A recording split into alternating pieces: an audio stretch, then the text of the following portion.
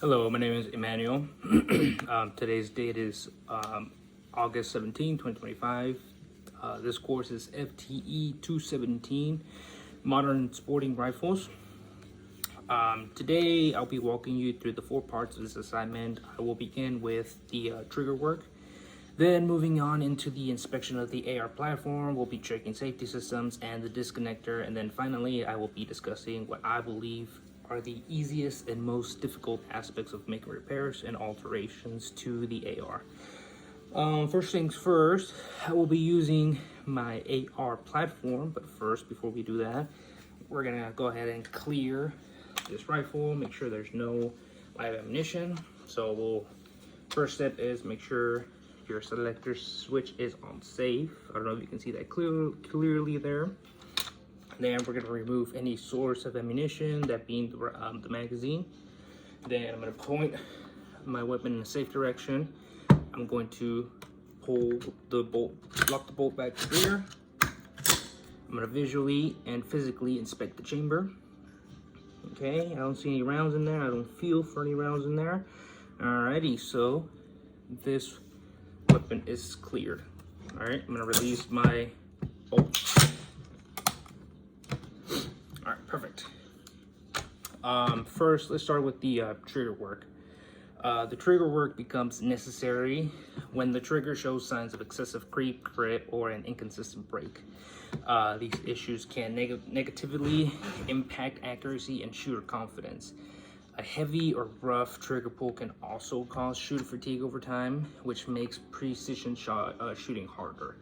For competitive shooters or those focused on precision rifle work, fine-tuning or upgrading the trigger can make a real difference. On the other hand, if the trigger already functions smoothly within the manufacturer specifications, then there's really no reason to perform trigger work. This is especially true for defensive or duty rifles, where reliability and safety outweighs any minor refinements. There are several risks and some problems that might occur if improper trigger work is done. The most serious is a compromised safety systems. I'm gonna go ahead and disassemble this rifle real quick while I talk. If the sear surface is over polished or modified incorrectly, the hammer may follow the bolt forward, even with the safety engaged, leading to an unintended discharges. Improper trigger work can also cause slight primer strikes or failures to fire if spring tension or hammer energy is reduced too much. Another problem is slam firing or even unintentional multiple rounds being fired with a single trigger pull if sear engagement is altered too far. And of course, uneven or rough modifications can accelerate wear on the components, meaning the trigger group may wear out faster than it should. So exactly what counts as improper trigger work and how can we avoid it? Improper work includes over polishing the hammer and the sear, changing engagement angles, cutting springs, and tightening pull, or using poor quality aftermarket parts. Always make sure that you do your research and your work before you buy any aftermarket parts, especially if it's not from a known or very high recommended manufacturer. To avoid these issues, it's best to stick with manufacturer specifications, use the right tools, and when in doubt, rely on high-quality drop-in trigger groups instead of attempting risky hand modifications. We're going to be moving on to part 2, into the detailed AR inspection. When performing a detailed inspection of the AR platform, I start with the trigger group, check for smooth, even surfaces on the hammer and the sear, making sure there's no rounding or peening of the edges. The next thing, I look at the pins and the springs. As you can see here, I don't know if you can see it closely, but I would make sure that they're intact, not bent or deformed, and seated properly. The disconnector should have correct spring tension and should move freely without binding. This platform here, I built it all from scratch. Obviously, I've already shot so many multiple rounds on it, but I would also check the receiver fit, ensuring there isn't abnormal play between the upper and lower that could affect trigger alignment. And finally, I look at lubrication and carbon buildup. A gritty or dry trigger mechanism will affect consistency, so a clean, properly lubricated trigger group is essential.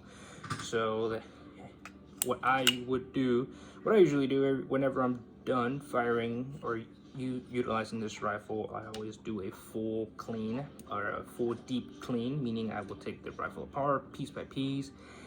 I would not take apart the trigger assembly. You can, but it's not really necessary.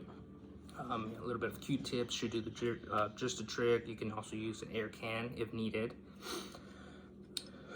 And then on to part 3. Next is testing the safety system and disconnector. For the selector function, I verified that the safety engaged, with the safety engaged, the trigger does not move and the hammer does not fall no matter how much pressure is applied. That's pretty much the baseline test. For hammer retention, I check that the hammer is held securely when cocked and that it doesn't slip forward unintentionally. Then I would perform a disconnect test with the hammer cocked. I hold the trigger to the rear, cycle the action, and confirm that the disconnector catches the hammer.